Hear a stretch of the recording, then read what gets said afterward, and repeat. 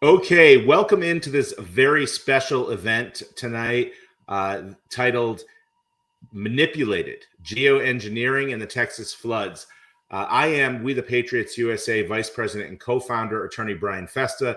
I am joined tonight by a very special guest, geoengineering expert, Dane Wigington. Do you mind if I call you a geoengineering expert? Spent more than 20 years on this issue exclusively, so whatever term you feel applies, Brian, I'm good with. All right, great. Well, just for the viewers, I know that originally when we had announced this event, we had planned to have Kristen Megan Kelly join us. Who's a very good friend of mine and has been a very, very good friend of the organization as well, and has done a lot of work for us over the years. Her schedule is just absolutely insane right now. She was not able to fit this in. We had hoped to reschedule and have her on, and actually, I would have liked to have both of you on, to be honest, and maybe we can do that at a future date, but I want to read what she said when I told her that I was able to make contacts with you and that you'd be substituting. She said, "Perfect. You're going to be blown away by his knowledge on the issue. He is the reason I actually started digging into it in the first place. I thought he was crazy, and I tried to debunk what he was saying, only to find out he was right. So my connection, so I have so much respect for him." So Dane, those are the words of again, my good friend Kristen Megan Kelly. So any friend of Kristen's is a friend of mine, a friend of ours here at We the Patriots USA, and we are so honored to have you here with us to share your expertise. Admittedly, I am not an expert, anywhere close to an expert on this issue. I've read things, I've watched things, seen interviews, and I've heard of you for years, actually, but this is the first time that we're actually speaking. So welcome, and it's great to have you here. Good to be here, Brian. And the respect is mutual. And in regard to Kristen, she's shown incredible courage over many years against incredible resistance. So again, my deepest respect and regard for Kristen. Always a pleasure and honor to do anything I can to help further the message. She's done so much to try to get out as well. So again, it's a pleasure to be here. Thank you. And just before we begin, I just want to remind our viewers that we bring these events to you as a nonprofit organization. We bring these events to you free of charge, but we do rely on the generosity of our supporters to continue our mission to bring high quality educational events like this. So if you're able to, please consider heading on over to wethepatriotsusa.org and making a gift to our organization. We are a charitable nonprofit organization, so gifts are tax deductible in accordance with U.S. tax regulations. All right, I want to jump right into it, Dane. I want to give you the floor because, again, this is not my wheelhouse. I know something about it. I believe in weather manipulation, weather modification, because I've seen enough evidence that I'm convinced of it. But why don't you, if you could just begin by telling people about your background, your expertise. You said you've been studying this for 20 years, and then we'll dive into what happened in Texas.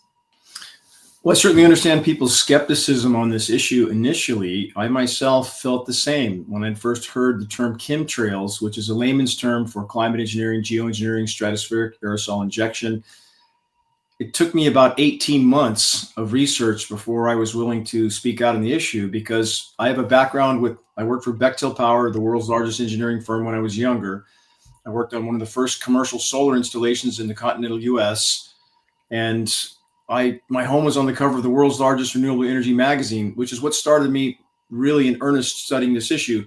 No sooner was I done with this large off-grid solar home, and I'm losing 60, 70, sometimes 80% of my solar power uptake from whatever these aircraft were emitting, I knew that couldn't be just, quote, condensation. And I began to precipitation test at the state certified lab. Did not want to find climate engineering elements in my precipitation, but I did, starting with aluminum. Every test I took, the quantity became worse and worse. And when I say an 80% drop in solar power uptake, that's not an 80% drop in visible light. I want to make that clear. Solar panels need unobstructed light to work. And when the light's being blocked or diffused, and that's exactly what solar radiation management is designed to do, that has that effect on my solar power. So I did not want this battle. I was comfortably retired in Northern California, was working nonstop on habitat restoration on my habitat preserve on the east side of Lake Shasta. Did not want to do this for the last 20 years, but how am I to go about anything knowing this is going on in the skies above us, knowing it's in every breath I take? It's killing the forest I'm trying to restore. What would be the point? So again, as difficult as this is to digest for the vast majority of people, Brian, and I would argue this issue is so immense and so frightening to face for so many that there's literally an existential firewall in most people. This is about our own mortality. It's that immediate a threat. So for most people, they want to find a reason not to face this, a reason to deny it's going on in spite of the mountain of historical data, presidential documents, lab testing. The list goes on and on. Right. And I can understand that also, as someone who's been involved in another fight, a health freedom fight, and fighting to expose the truth about vaccines as a parent of a vaccine injured child. That's something that I come across in my community very, very much, because parents don't want to admit that they could have done something to their children deliberately, that they could have played a role. And this is the same thing. You're talking about an existential threat. Who wants to face the fact that first of all, who wants to face their own mortality and humanity's end, but also the fact that their government is involved in this, that the government that they're supposed to be able to trust is actually behind all of this. And yes, there are private companies. We can talk about Rainmaker. The CEO came out and talked about cloud seeding that was done prior to this. We will talk about that, although he denied that it had any impact on this event. I do want to talk to you about specifically the Texas floods and the flooding we've been seeing going on across the United States. It's not completely unusual. Obviously, we see flooding every year, but it does seem, I don't know, it does seem to me, at least, and this is just anecdotal, of course, but my own observation, it seems to me that it's increased greatly over the last several years, especially over the last 5 to 10 years. And even in the last year or two, that we've seen a lot more major catastrophic flooding events. We saw, I think it was last year in North Carolina and Tennessee. We're seeing this year in Texas, but also just a week or two ago in New York and New Jersey, there was some devastating flooding, and North Carolina, I think, again. It's just been popping up all over the United States. What happened in Texas particularly has gained the attention of the nation because of the horrible loss of life, especially at that camp for young girls, Camp Mystic. That's been all over the news, just horrific stories. Of course, any major flooding disaster, we do see usually some fatalities, but this one in particular hit home because of the children that were involved. Can you say with any degree of certainty that this event was man-made, or at least had a very heavy man-made influence play a factor? Yes. And let me back up, and I will back that up. And as far as the increase in flooding, you're completely correct. There's been more flash flood warnings this year than any year since record keeping began. There was 12 once in 1,000-year floods in 3 days in the U.S. It's not hard to unpack that. I mean, to understand the gravity of all that. It's certainly much, much more. Let me back up to what you stated a moment ago, though, because you're so completely correct to give that exact example from the quote, safe and effective medical treatments, which are anything but safe and effective. So when people deny, and many do, the same reasons we just discussed, it's an existential threat. You outlined it perfectly. People don't want to face the incredibly frightening notion that their own government, those who control their government, it's not about a political party, those who control their government are actually this nefarious and diabolical, and they are. So when people tell themselves that if this was going on in our skies, there would be legions of whistleblowers lined up, couldn't be further from the truth. We have nearly the whole of the medical industrial complex still, even today, preaching safe and effective for medical treatments that are anything but safe and effective. So again, we have a an entire system that's been built around those who print the money, who control the narrative, who control the media, who control public perception.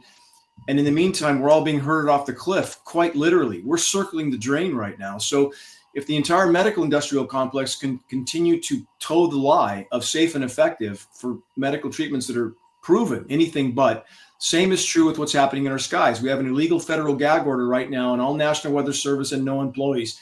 And we have some within the, quote, online self-proclaimed truth teller community that pretend that gag order doesn't exist because they say there's no specific gag order for geoengineering. Of course there isn't. Of course they wouldn't have a specific gag order for geoengineering. How obvious a red flag would that be? It's against all agency operations. So we have a lot of disinformation in the so-called truth-telling community, and these same groups that claim to be fighting climate engineering are actually denying it, claiming this is just jet fuel, jet exhaust. That's just a regurgitated official denial. And this is not either one of those categories. This is not jet exhaust. It's not from the jet fuel.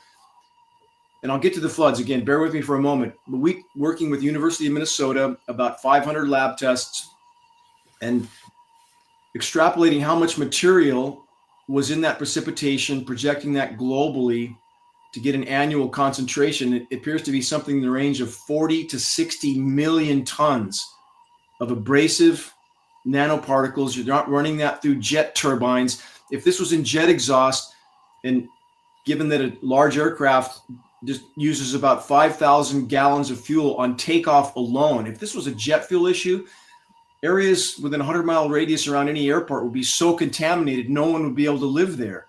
We have up-close images of these aircraft at altitude, nozzles visible, turning dispersions on and off. We're talking about a payload dispersion of specific chemicals. We actually have a published peer-reviewed study proving the chemical signature of the base material appears to match coal fly ash that they're using as a base material, because many of the constituents that are named in climate engineering patents are contained in coal fly ash, other elements added to that.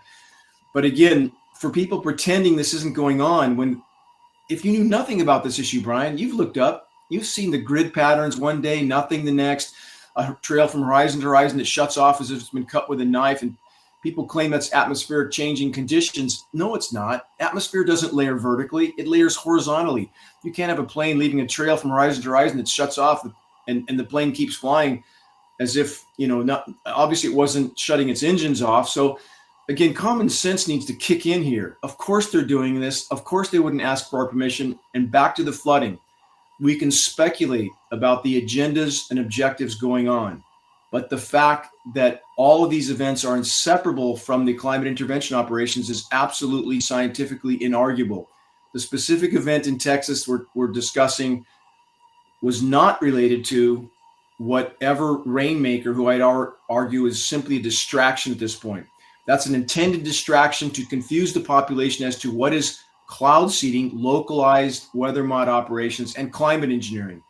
Those two factors could not be more different. We're talking about an ant compared to an elephant. So in the case of Augustus Dorico, CEO of Rainmaker, who is clearly being used for a distraction in this equation, whatever his role is in this play, and he's associated with some bad people, Peter Thiel, Bill Clinton. We have pictures of him nuzzled up to Bill Clinton. Whatever his role is, it seems to be a distractionary role. But a localized weather mod plane, single engine, propeller driven, generally, few flares in the wings, might disperse 5 pounds of materials.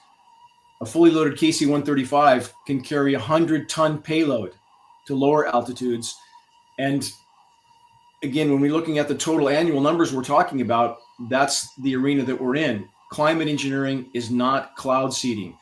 So in the case of Texas, in addition to seeding the storm, and again, depending on the size of particulates they seed, they can augment rainfall or they can disperse and diminish rainfall. If there's too many condensation nuclei that are too small, that has the effect of diminishing the rainfall because the droplets can't form into big enough droplets to fall. So it simply disperses them. Brian, have you seen the sometimes days of featureless skies, no rain falling, but just featureless canopies above us? That's indicative of solar radiation management. Yeah, and you're talking about jet fuel and jet flying patterns and things like that. Obviously, we're referring also to chemtrails. Not specifically necessarily with regard to rainfall. I don't know. Although I know that it seems like it's always right before rainfall, right on the day before it's going to rain. That's when I see the most chemtrails in the sky. And people have tried to tell me for years, you're insane, that, those aren't chemtrails, those are contrails. Those are normal, just the, from jet fuel, just the trails that are left in the sky. Well, if that were the case, how come when I was a child, some 40 years ago, I never saw those in the sky? I never saw lines in the sky like that. And now I see those more than I see regular clouds. I'm looking out my window. It's a little overcast here in Idaho today, so I'm not really seeing anything today because it's just I'm seeing all clouds in the sky.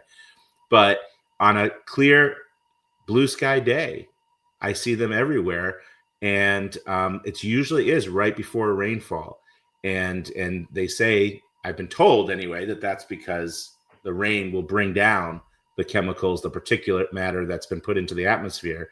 The rain will, bring it down upon, where they want it to land for whatever reason.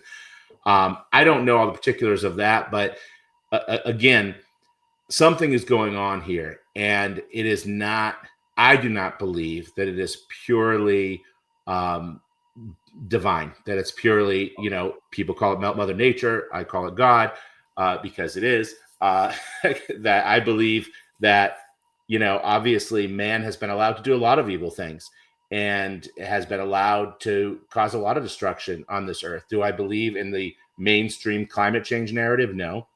But, from the mainstream media is what I mean. But do I think that we have the ability and the technology to do a lot of harm on this planet and to mankind? Absolutely. I wanted to read to you an email that I received from one of our dedicated supporters. If I could, okay, yep.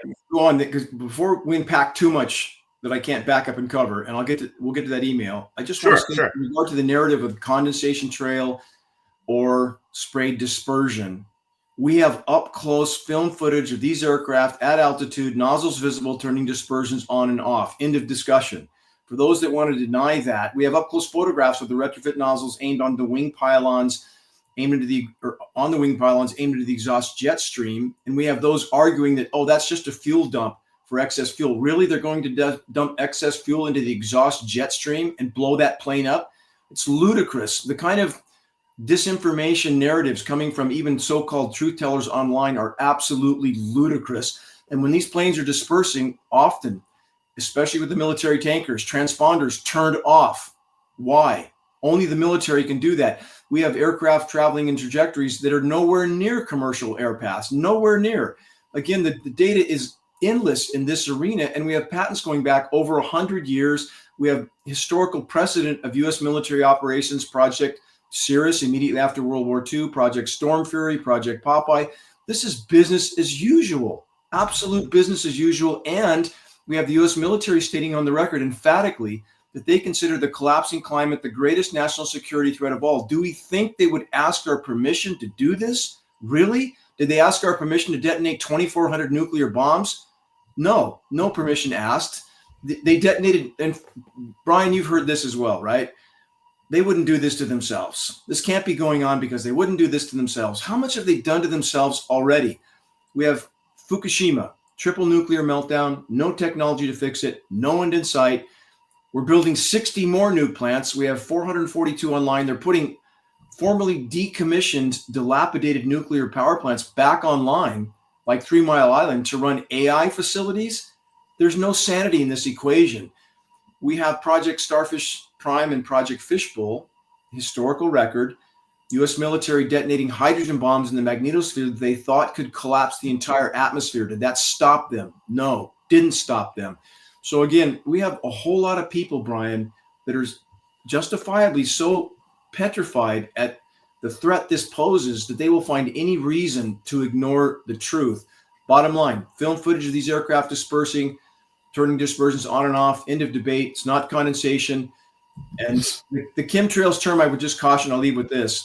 It's okay for personal discussion, but I would highly advise anyone who's trying to introduce this to an elected official a media person, stick to the science terms and you won't so easily be marginalized. That term has been stigmatized for a reason. They use that for the instant, you're fringe, we don't want to talk to you term. So we're playing chess. We need to learn how to play well.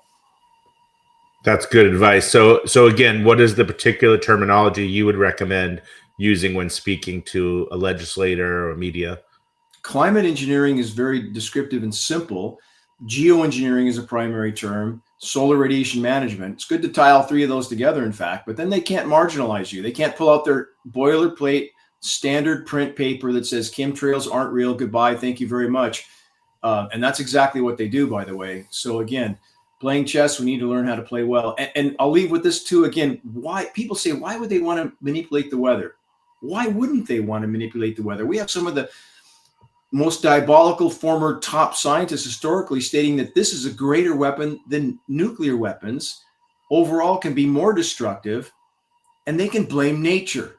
And that's exactly what they're doing. And what I would also argue, and this is very important, in the subject of the climate, we've been certainly very poor stewards of the planet. I don't think anyone would argue that. Very poor stewards. And so what I would argue that to build bridges instead of burn them, when anybody brings up climate anything from any perspective, I would argue we should fall back to this point, this mantra, this narrative, that how can we have any legitimate discussion about climate anything from any perspective without first and foremost addressing this elephant in the equation?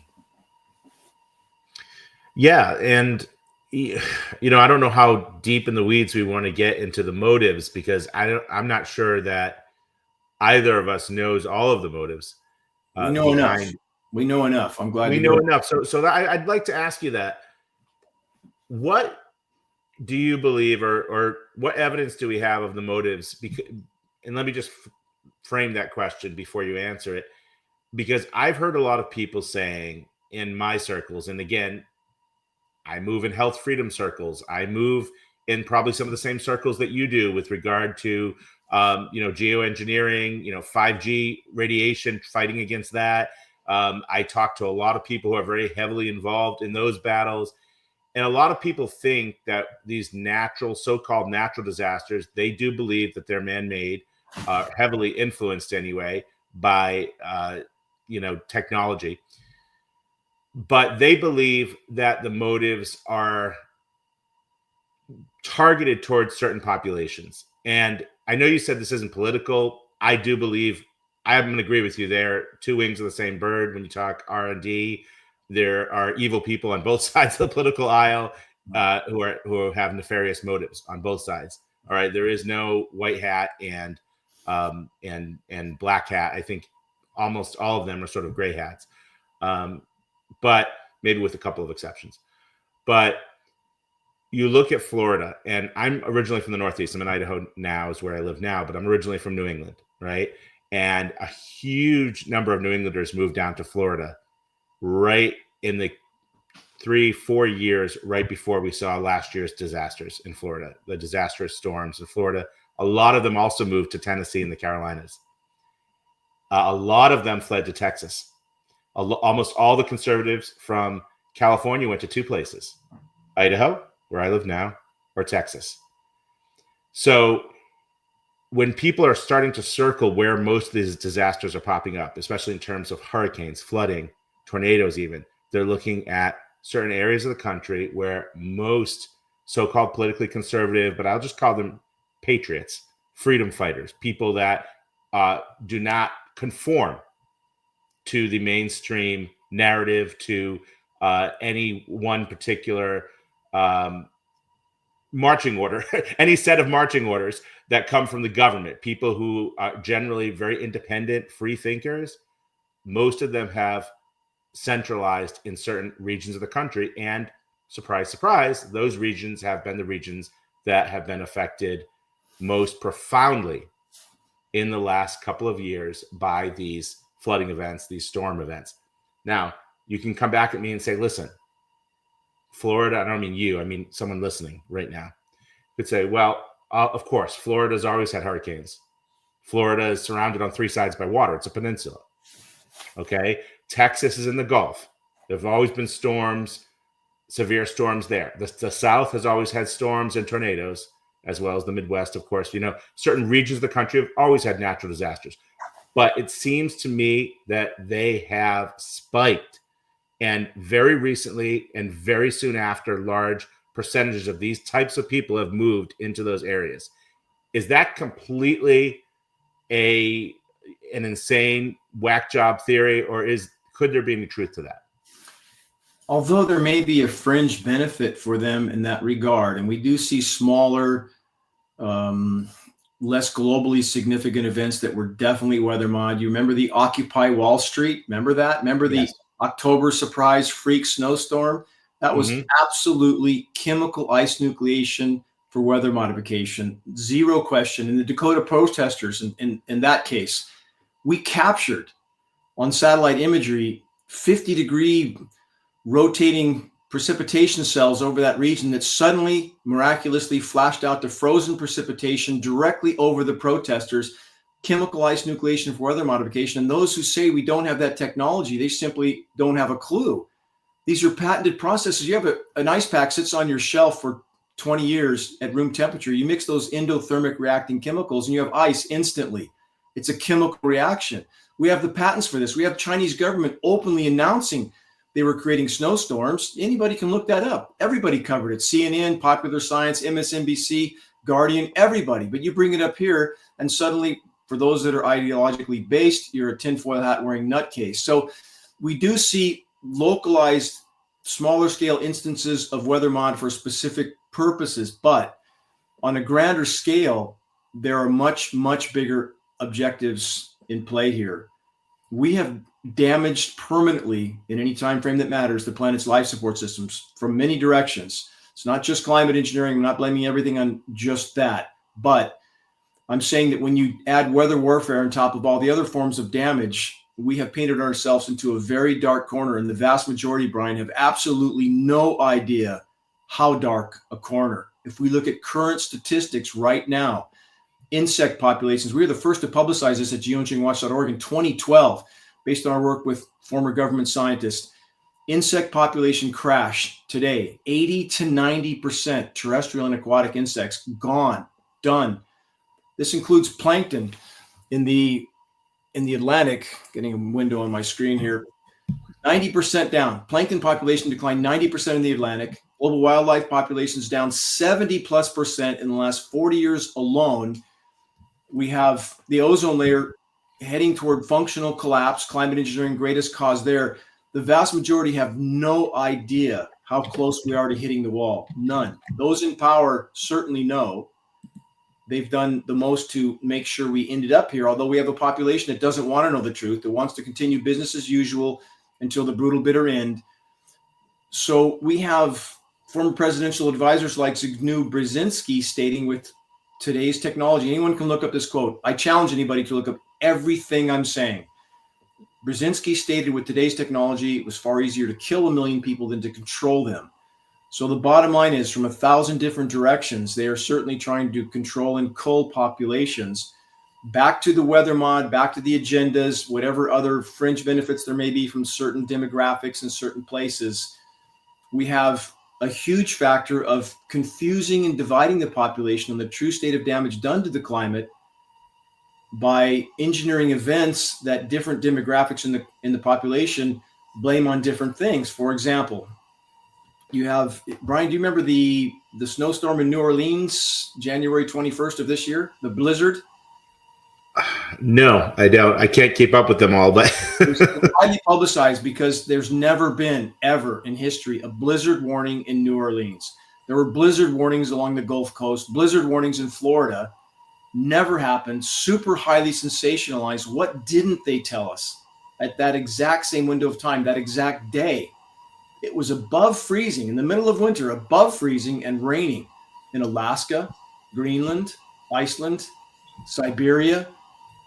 No news on that. Zero. Just the blizzard in New Orleans. So again, that skews the population's perception. How could the planet be damaged? How could there be warming? Because we all hate Al Gore, right? I mean, I don't like the guy either. He's a globalist. But people argue, how could there be warming if we have a blizzard in New Orleans? Well, that skews the population, keeps the division going.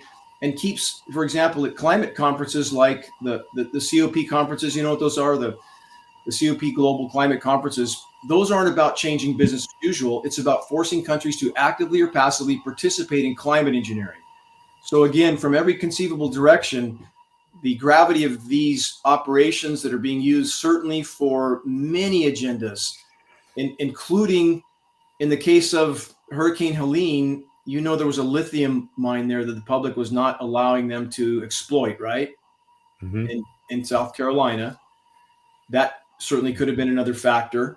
So in the case of Dubai, you may or may not remember this. A year and a half ago, Dubai announced they were going to ditch the US dollar. Within days, they were hit with 2 years worth of rain in 6 hours.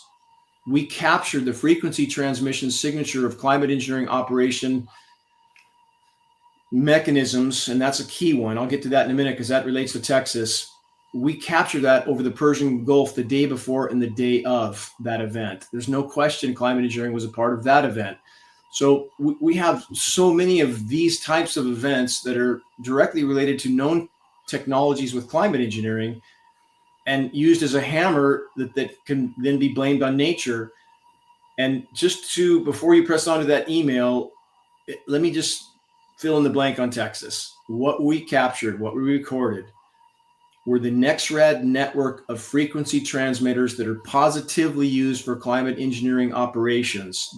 They're officially stated as being just weather monitoring equipment, just like the HARP facility in Alaska, for those who know what that is. The official premise for that is it's just a research facility. Couldn't be further from the truth. HARP in Alaska is a weapon of mass destruction, and its capabilities are staggeringly alarming. So we have this attempt to cover up what is, again, our weapons of mass destruction. The NextRad network is the same. So these transmissions have there's something playing in the background. Can you hear that? I do not hear anything. No. As long as you can't hear it, I'm not sure what. Yeah, it's not coming through on my end. Okay, good.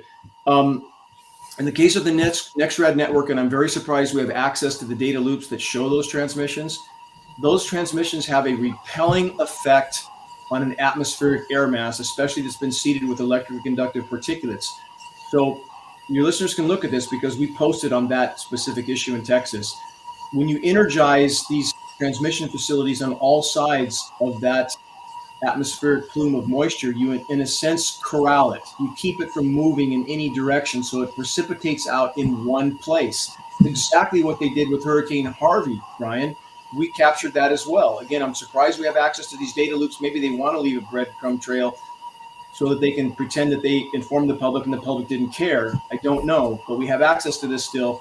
The listeners can search geoengineeringwatch.org, Hurricane Harvey, Hurricane Ian, Hurricane Maria.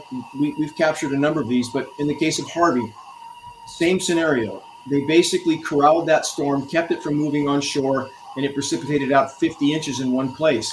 These are known, proven technologies that are openly discussed in other nations. So when people pretend that we don't have this kind of sway over the weather, that simply doesn't hold up to a shred of historical proof, absolute proof, going back 80 years, by the way. Wow. And before I move on to that email, I just want to confirm that I have that website correct at the bottom, geoengineeringwatch.com. It's actually .org. We own .com as well. So let me just change it just to be completely accurate here. It will still end up with us, but yeah, I think I did type in .com and I still got there. We do the same thing with We the Patriots. We have it so that we can, because obviously people make mistakes, so you want to make sure that they get to the right place. There you go. And before I do press on, I just want to say thank you for sharing all of this. This is just amazing information. Most of it, I actually did not know. You mentioned the lithium mine. I didn't know about that. And you're mentioning I do know about HARP and the facility in Alaska you mentioned. However, I don't know anything in particular about that, but I do want people to know what HARP is. For those who are watching, who are listening, who don't know what that is, there's a lot of unpacking we can do with that, and I don't want to do it here because we could have a whole program or a series of programs on HARP.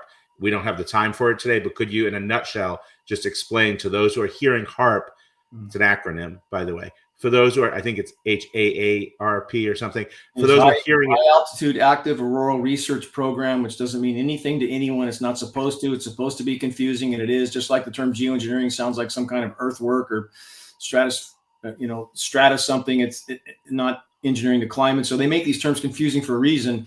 And I'll tell you exactly what HAARP does in very short order, very simply. I just want to add one more thing.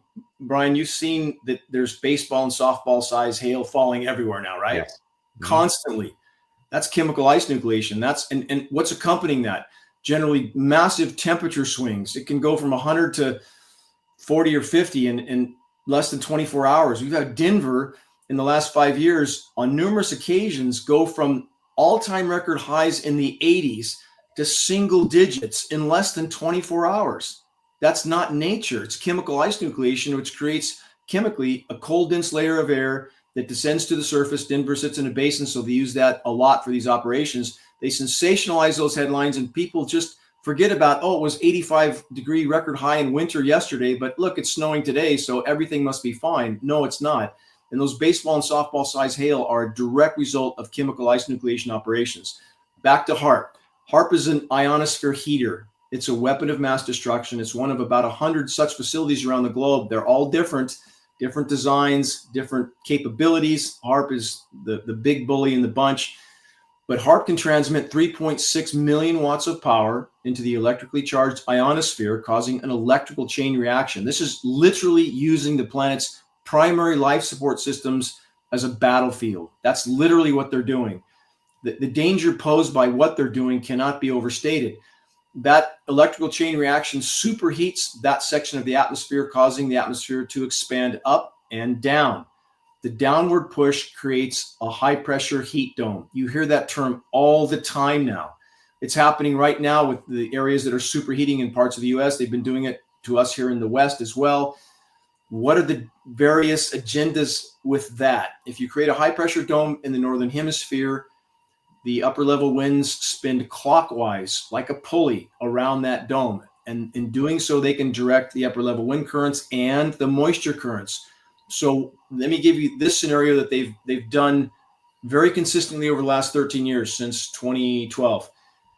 The high pressure dome the west, we get zero moisture here. They are baking us into oblivion here. And you see no news about that. And if you saw how many fires are burning across the entire western end of North America right now, it's staggering.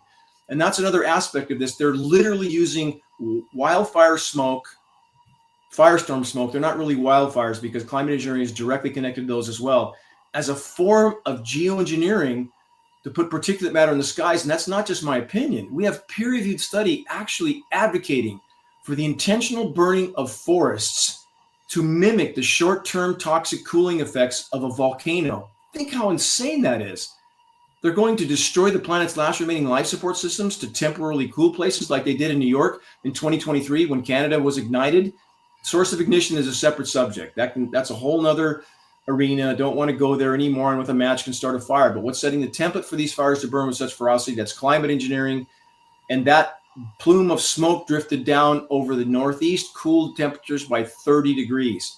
Again, imagine peer-reviewed science study actually advocating for intentionally burning forests as a form of climate engineering. So back to HAARP, again, creating these pressure domes, pressure zones in the atmosphere to steer upper level wind currents and to completely manipulate and derail weather, everything. And this is not disputed technology. Discovery Channel did a whole broadcast on this called Owning the Weather, which they've rat-holed now. So people that deny this, Brian, simply have done no research. I agree, like so many things, right? So before I forget, there's not only the website there, but if anyone has questions, they have follow-up questions, because we won't have time to answer questions live tonight. Is there an email or any way people can get in touch with you to ask follow-up questions? There's a contact on our site, admin@geoengineeringwatch.org, but we would highly encourage them, please use the site for a tool first, because we get too many people without doing any research, without looking what the data we've already clearly posted. We have posts on the front page, answers to the most commonly asked questions on climate engineering. There's 13 short videos there. We have the dimming, our groundbreaking documentary on this issue. That is the most complete A to Z on this issue. The dimming is at 26 million plus views on YouTube in spite of censorship.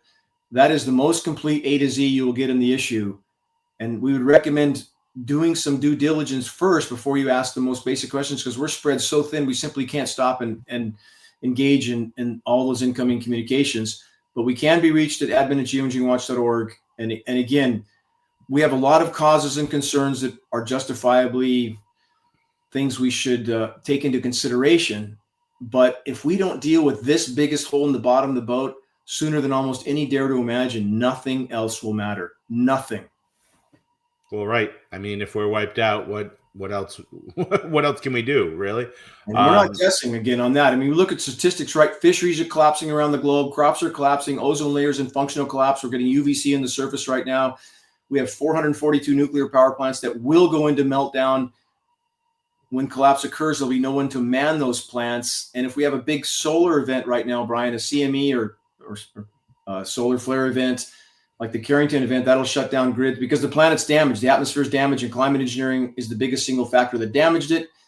Now we have Fukushima times 100, 200, 300, game over.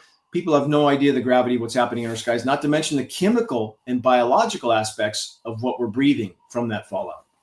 Well, yeah, and that's why we're doing this special event. This is why we're airing this, and we're going to continue to air other events like this, because this issue is not something we've covered a whole lot, but it's something that we feel is very, very important to make the public aware of, because there's so many people. It's not even just people that think we're crazy for suggesting these things. It's people that just don't know. I think that's the majority, are people that just haven't done the research, haven't watched the film you just mentioned, or any other, or gone to your website or any other websites to study this. But the information is there. It is available. So while we still have it, while the grid is still up, let's do our research. Let's try to get something done about it. At the end, in a few moments, I just want to talk about what people can do, because I think that's really, really the most important next step. It's great to talk about these things. It's great to be aware. But like I always say in the health freedom space too, if we're not going to do anything about it, what's the point? What does it accomplish? Completely correct. You mentioned an email too. I don't want to skip that. I want to answer whatever that's coming next. Okay. Yep. So I'm going to read this now. This is from one of our good friends and supporters. He does not think that it's realistic that this could have been weather manipulation. He actually calls it total malarkey. He says Texas was flooded by residual water from tropical storm Barry. It's impossible for men to lift a lake's worth of water in the sky, then move it to a desired position. Then it's impossible to use a thimble of magic dust to make it all come down at once. You could have 10 jets full of cloud seeding, and it wouldn't be a drop in the bucket compared to a lake's worth of water. On top of it all, the thermal release from condensing that much water would immediately stop the condensation unless a giant air conditioner was moved into place. We men don't have the ability to either pollute the world to a warming death or create hurricanes. The magnitude of the energy in storms and sheer mass of water is much bigger than our imagined scientific prowess. So, again, we love to get dissenting opinions and to get other input and feedback from our followers, from our supporters. How would you respond to that? Let me back into this first in regard to lifting this water. Nobody's lifting any water. And I encourage this individual to revisit atmospheric science, atmospheric physics. The planet is most definitely warming, no question. We can attribute that to anything we want. It's in total meltdown. So when we have an atmosphere based on the laws of physics that can carry 7% more moisture for every degree C of warming, and based on unfiltered frontline data from actual pre-industrial baseline temperatures, we're past 3.5 C right now.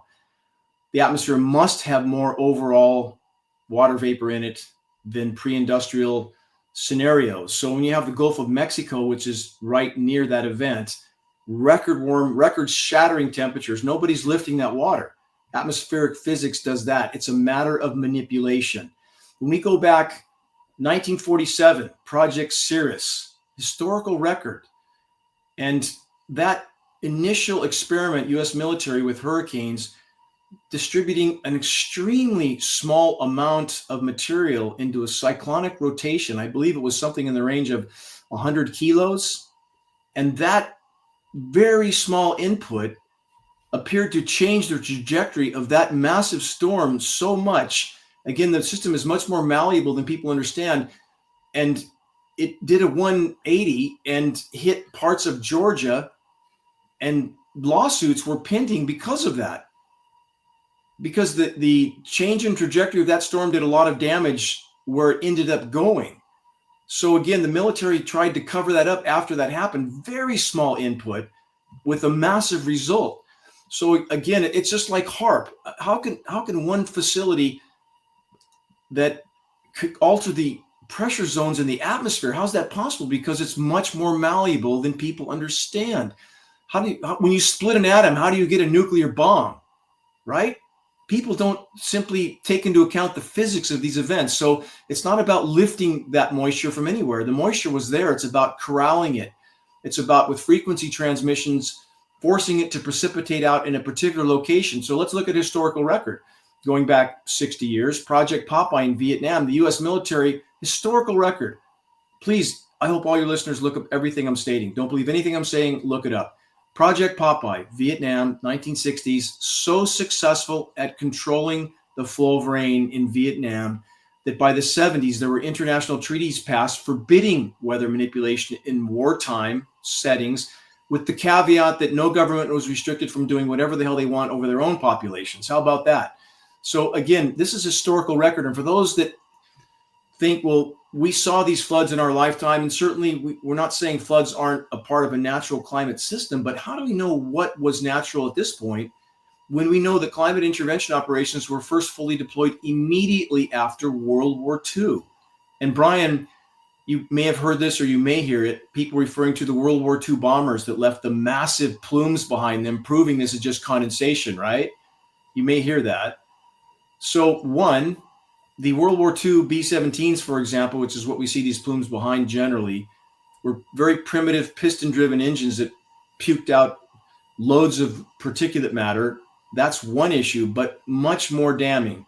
We found on the U.S. military archives film footage is posted in the dimming of B-17s flying in formation, emitting a massive plume behind these aircraft. One aircraft was filming the other aircraft right above it, and that plume was cut off instantaneously, as if it was cut with a knife. Nothing. The other aircraft around it leaving big plumes, this aircraft leaving zero, zip, not a nothing. Did it fall out of the sky? Did it fall out of formation? No. It was dispersing something. And we know they would have had to have been beta testing in World War II because they deployed over the polar regions immediately after World War II. So again, there is so much damning data that so many that are already, they've made up their mind without the facts. And that's a problem. And we need to get past that, because this is an immediate existential threat. So, and back to the nefariousness of it, if I could just finish with this, we have the world's most recognized climate engineer, second most recognized, Dr. Ken Caldera, stating on the record, we own the audio of him actually saying this in his words. It's posted at Geoengineering Watch. So what he did for the U.S. Department of Defense was design methods of spraying pathogens into clouds to infect the populations below. We have the COVID outbreak. We had 85 countries infected in 3 days. That's indicative of airborne dispersion. We know from our lab testing working with University of Minnesota, we have, in addition to aluminum, barium, strontium, manganese, surfactants, we have polymer fibers and graphene in our rain. Those two elements are named specifically as biological carrier platforms in biological warfare operations to carry a pathogen from the clouds to the ground. That's in our rain now. We have Italian researchers that identified CV19 attached to airborne particulates. Do not all these dots connect? Many, many layers to these operations. It's not just weather warfare. It's not just biological and chemical warfare. It's all the above. And again, it's important to add, when someone makes a statement, as this email individual just did, that we don't have the capability of damaging or altering the planet, that simply doesn't hold up to science and math. We're incinerating right now. And again, I'm no fan of Al Gore or any environmental group. They're all criminal hypocrites. but we're incinerating 100 million plus barrels of hydrocarbon a day, 26 million tons of coal a day. We're cutting down the forests. We're paving the planet. We're poisoning the oceans. All of this has an effect. There's consequences. And when you climate engineer for purposes of power and control, on top of that, you prohibit the planet from responding to the other forms of damage done. And when you combine all of that, that's a recipe for near-term planetary omnicide. So we would encourage this individual to actually look at the historical record, look at the data, look at the patents, look at the testing, look at the film footage. There's no rational denial that this is going on. And so just so our viewers know, certainly I am not, and we here at We the Patriots USA are not suggesting or endorsing any of the mainstream climate change, global warming theories. You may be a proponent of some of them. I'm going to push back a little bit. The temperature of the sun, we know, is rising. That causes a lot of warming on the planet. People don't realize even a tenth of a degree or a hundredth of a degree of a temperature rising on the sun can have an impact, a significant impact. One volcano, the emissions from one volcano are more than all of the carbon emissions from automobiles in the world. And also, I would encourage you to study those sources, though. That's all I'm saying. I would encourage. Okay, no, I'm saying, but cow farts aren't causing this, Dane. No, they're not. We're not dying because people are eating too much beef and cows are farting. I just want to make sure that our listeners know that I'm not endorsing that. I do think that obviously we as humans have polluted the earth. I mean, everybody knows that. Whether it's through the Industrial Revolution until now. But you brought up an important point, and I agree with you on that point. If I could elaborate on that, that's a really good point you brought up. Cow flatulence, right? And they use that specifically to drive a wedge into society. Cow flatulence has nothing to do with anything except to polarize the populations, because they're relating that to methane, and they want people angry. You can't have your cheeseburger because it might make the cow flatulate. But even if we just looked at climate engineering, the damage it's done, because it's trapping, its stated purpose, Brian, is to deflect some of the sun's incoming thermal energy. We know it is trapping far more than it's deflecting. So even if we pretend nothing else is harming the planet, nothing, no form of human activity has any effect, if we pretend that, and we just look at climate engineering, that by itself is trapping more heat than it deflects. So whatever's going on cosmologically, we have a human activity here, climate engineering, aka weather warfare, that's destroying the ozone layer. That allows more thermal energy to penetrate. It's trapping heat. So even if we look at that one issue alone, that trapped heat is actually it's causing tundra to thaw, and that's where the big methane problem is coming from, not cow flatulence. If your listeners search Siberian methane craters, they would be shocked. It looks like nuclear bomb detonations, because the methane is thawing and releasing. It's Bermuda Triangle. That's what that is. That's what it's always been. Seafloor methane deposits are thawing and releasing and aerating the water like a bottle of champagne. Ships have no buoyancy.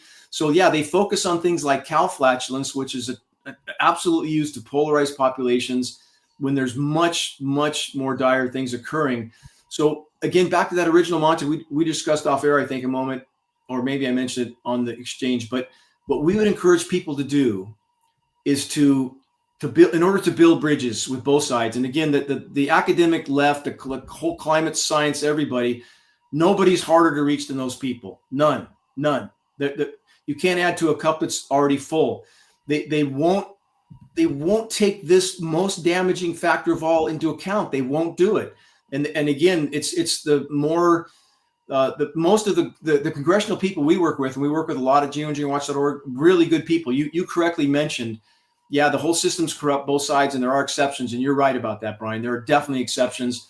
And for those that are fighting this issue, those exceptions almost exclusively are Republican. And my gratitude to them for that. I'm working with some very good people in that arena. But even then, what we encourage them to do is not open the debate about climate anything, but to stand on the fact that, hey, how can we discuss climate anything without discussing this first? If we can address this, then we can discuss the rest. And they have tried to use this as a weapon. And let me end with this, because this will hit home with you too. How moronic is it for the academic left, for the climate science community, to push, quote, green energy. And that's part of my background. I've been off grid for 25 years, solar, wind, and hydro. How moronic is it for that whole community to pretend that's going to save us and absolutely ignore climate engineering, which is decimating all three forms of alternative energy? We're blocking the sun, which is what got me into this issue, and yet we're pushing solar panels. And the whole EV vehicle thing is beyond stupid. I mean, that whole scenario, I don't even have the words for, but it's also affecting wind and hydro. And Brian, you know that the dams in the Southwest are about to run out of water and thus hydropower. We have, let's talk again. We could have a whole nother show on water rights and, but just geoengineering. The point is geoengineering for the alternative energy community, for the green community that's pushing those forms of energy and ignoring climate engineering. That's my point. Total hypocrisy. They should be focused on climate engineering, period. And it's not happening. I mean, absolutely, they're hypocrites. Anyone could see that when the same people who are telling you that you need to have an electric vehicle are flying in private jets. Yes. Which obviously is I think a private jet gives off a lot more emissions than the Honda Accord I have parked out there. Yeah, exactly.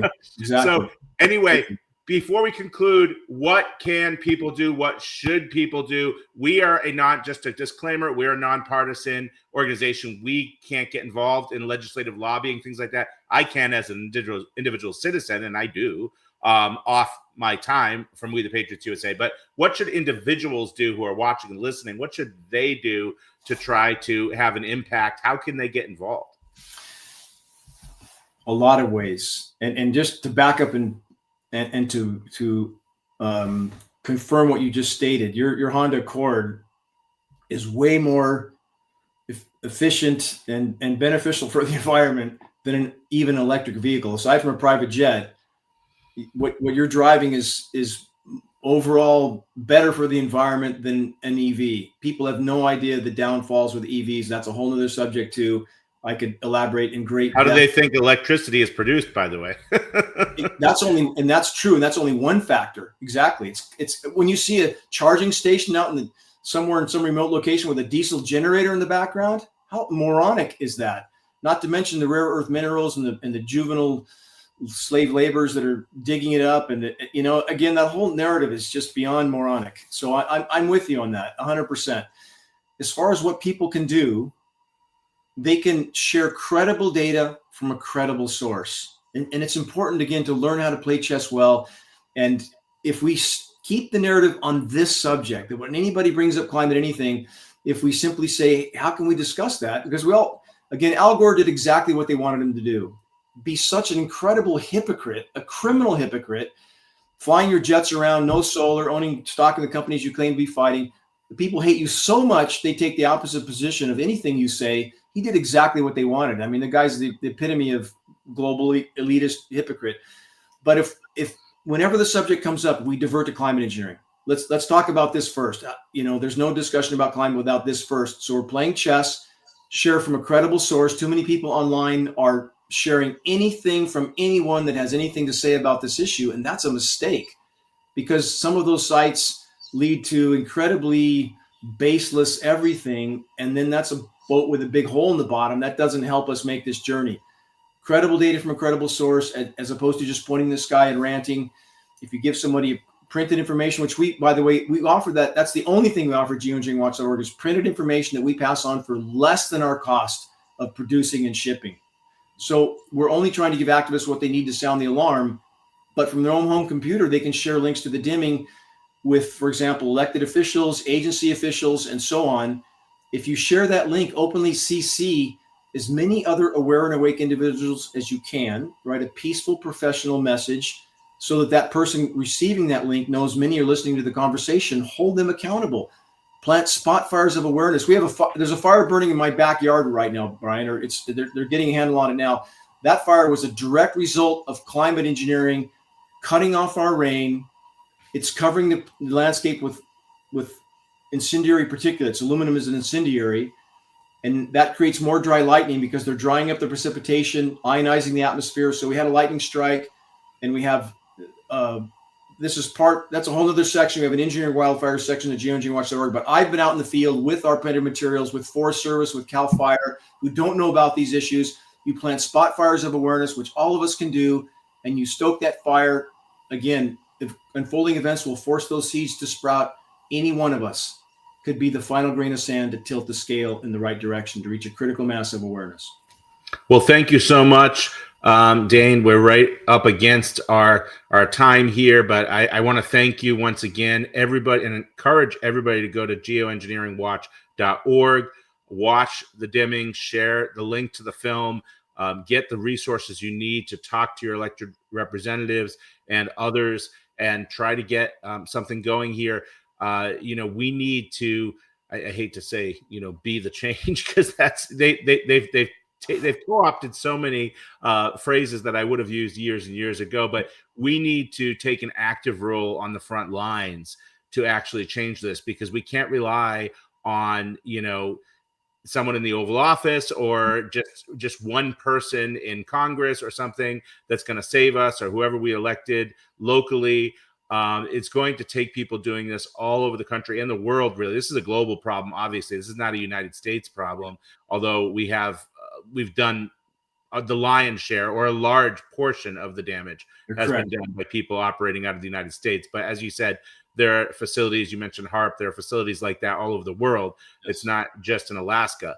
But we really need to get a handle on this, because this is our home. This is the place that we're leaving for future generations as well. And, here we do a lot of work on, we are also a nonprofit law firm. So we file lawsuits in defense of constitutional rights, do a lot of health freedom work, a lot of free speech, things like that, talking about defending our rights for future generations. But what good is it going to be defending our rights if we don't have a place to live? Exactly. If we're not here, we're not going to have any rights. So it kind of begins and ends with, as far as on this earth anyway, with taking care of what has been gifted to us, has been deeded to us. Yes. From God. So I can't thank you enough, and I'd love to have you back for future events, because we've covered just maybe the tip of the iceberg with some of this stuff, but people are going to have a lot of follow-up questions. I'm sure people are going to be writing me asking to have you back on. If you have a show, I don't know if you have a podcast. I think I saw some YouTube videos, because you've interviewed some pretty powerful people, including my friend Robert F. Kennedy Jr., who's HHS secretary now.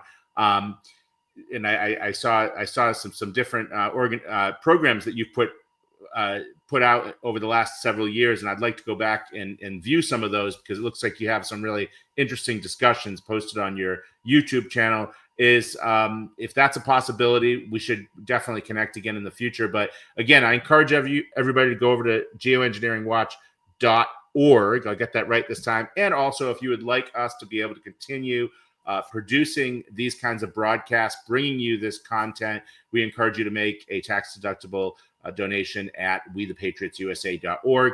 Dane, thank you so much once again for your time, for your expertise, and we wish you all the best and look forward to talking to you again in the future. To you too, Brian. My deepest gratitude to you, to Kristen, all your followers. It's our collective efforts that can still make a difference. Thank you. Thank you.